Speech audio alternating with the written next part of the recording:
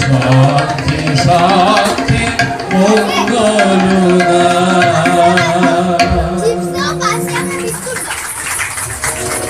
মহামায়া সনাতনী শক্তি রূপ গুণময়ী তিনি এক তবু প্রকাশ বিভিন্ন দেবী নারায়ণী আবার ব্রহ্মা শক্তি রূপা ব্রহ্মাণী কখনো মহেশ্বরী রূপে প্রকাশমান কখনো বা নির্মলা কৌমারী রূপ।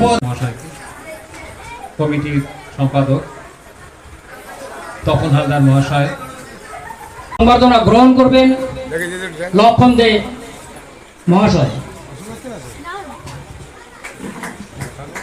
সবাই একটু সম্মান জানাবেন হাততালি দিয়ে।